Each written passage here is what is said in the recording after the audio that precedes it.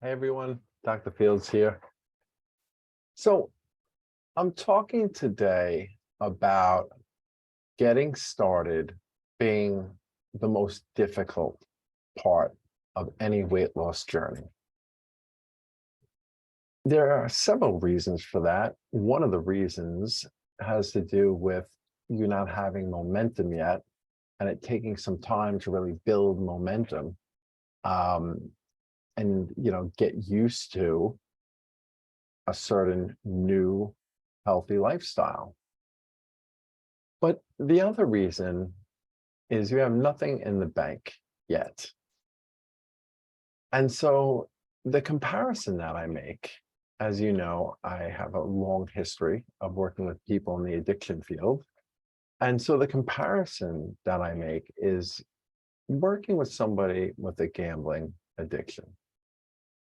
And many times people with a gambling addiction, they do not have a good financial situation because of the gambling. Many are in debt, or at the very least, are kind of living their life paycheck to paycheck. They don't have any real money in the bank yet. When they start making progress, and whether that be abstaining from gambling or learning to do it more responsibly and much more under control, lo and behold, they actually start saving money. Not from winning, from gambling, but saving money because they're not blowing money anymore. And so their bank account starts growing as their progress continues to grow. That is very powerful because if you have never really saved money, or even worse, have been in debt for a long period of time, and now all of a sudden you have like several thousand saved in the bank, going back to your old ways of gambling compulsively, impulsively, recklessly is so much less appealing at this point, because it's like, why would I want to go back to that lifestyle where I was constantly in debt or living paycheck to paycheck and really worried about my finances? Now I have some breathing room and this is really, really nice. I'm much less stressed financially. Now, project that into the future, um, several more months or even several more years, when their bank account has maybe thousands upon thousands of dollars. Maybe they've saved like 30,000, 40,000, maybe even $100,000, or they were able to buy a home or have investments. There's so much more on the line, so that if they go back to those old irresponsible ways or reckless ways and they lose all this money, the value of getting themselves to a place where there's financial security now cannot be understated. So what the heck does this have to do with weight loss? Well, I said many, many times that addictions are very common. They share common etiologies. They're used for very similar reasons, and there are similar struggles to them. Now, of course, each addiction also has its own unique challenges, and each person, in terms of their struggles with addiction, certainly can be different in some ways, but there are definitely some commonalities to them. And this analogy that I'm using of somebody with a gambling disorder and having money in the bank and not wanting to blow it is very similar to somebody who's lost a bunch of weight and at this point doesn't want to blow it, right? So in the very beginning, you don't have any money in the bank. right? Like if you start out and then several days later say, forget it, it's not like you blew it in the sense that you were making all this progress and you were doing great. You were down 20, 30 pounds, and then you said the hell with it, and then you gained all the weight back, right? It's only been like a couple days. You probably didn't lose much of anything. Even a couple weeks, like maybe you've lost several pounds, but that's not like that much money in the bank, right? When you start getting to like 5 pounds, 10 pounds, 20 pounds, 30 pounds. That is money in the bank. Now, like blowing it at this point, okay, becomes something far more aversive because it's like, I've come this far. Why would I just want to throw away all this progress? It's the same kind of rationale as the gambler who has made all this progress and can see his bank account or her bank account growing and the financial security that that provides. Well, it's the same thing. If you're losing or have lost a lot of weight, you don't want to blow it. You know, you become even more motivated. It gets easier the further along you are in this journey.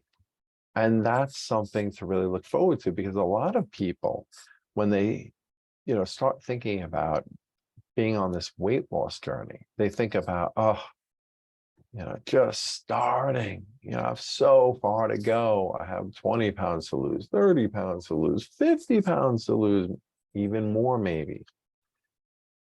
And it seems like, oh my gosh, it's going to be so difficult, to make it to the goal, when in actuality, the most difficult part is the very beginning.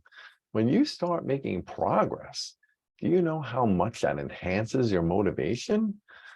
Not only do you get used to the new lifestyle change, which is less anxiety provoking and everything else, but on top of it, you have money in the bank. There's something there now. You've achieved something and you don't want to blow it. The gambler doesn't want to go back to gambling and lose all this hard-earned money.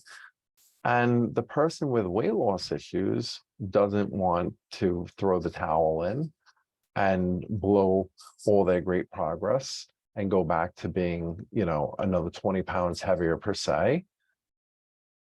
So the beginning is the hardest, and you need to know that, because that can really motivate you. If you know that, no. It's not weeks 3, 4, 5, 6, 7, 8, 9, 10 that are so difficult. The most difficult weeks are weeks 1 and 2. Week one, the first week you're doing this, and it's a big change, right? Something different, something I get used to.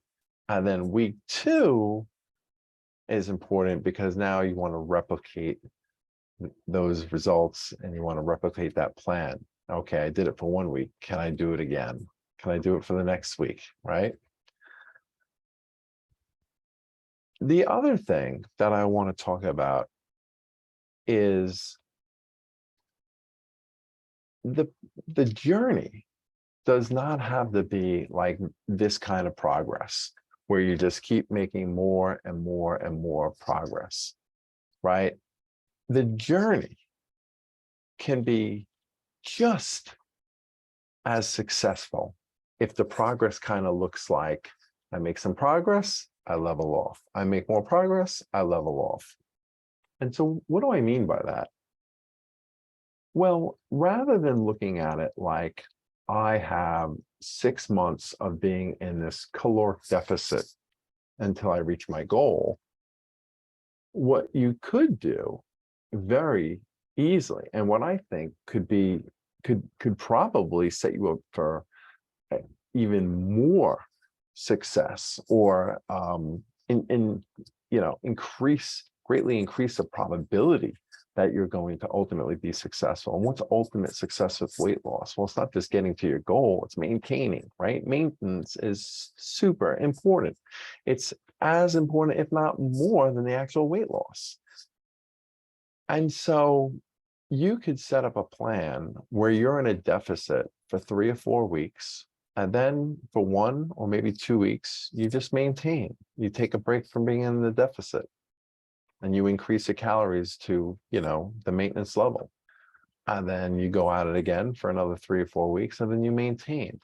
And what a solid plan that is, because what you're basically doing is you're learning 2 skills in the same exact journey. So in the same exact journey, you're learning the skill of losing weight, but as important, you are learning the skill of maintaining that weight.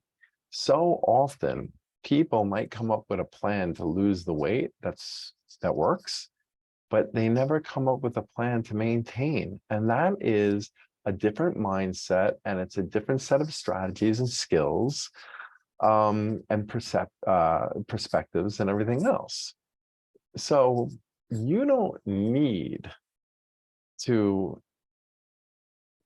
be on this one continuous journey to your goal. You can take some pit stops here and there, take a breather, if you will, and say like, all right, for the next couple of weeks, I'm just going to chill and maintain the loss that I have. And that can be a great feeling, to be able to say, hey, look at this. I've lost 20 pounds. And for these last 2 weeks that I decided to take a break from the weight loss phase, I've maintained it. I'm learning how to maintain that loss. All right, let's go for another 10 now. And now let's learn how to maintain that loss. It could be a staggered type of trajectory in terms of your weight loss progress. So the take home today is the first couple weeks are the hardest, but then it gets easier. And it gets easier just because you get used to it and because you get so much more motivated by your actual progress. But then you can make it even easier than that by taking these kind of planned breaks every now and then, which are not a break. It's a break from the weight loss phase, but it's still a very important phase in your weight loss journey in terms of learning how to maintain. It is as important, if not more. At the end of those 2 weeks, let's say that you're, taking a break and just maintaining the weight, that's a really big success, because I know if you're like me and you've had these struggles for a long time, I know that many of you, like me, have been successful at losing weight, but not maintaining it. And so your weight loss journey is going to be the most difficult in the beginning, but it's going to get much easier as time goes by. And you can make it even easier by not trying to, lose all the weight in one fell swoop, in one, certain kind of time period. Okay, this is Dr. Fields, and I hope this was informative. Talk to you soon.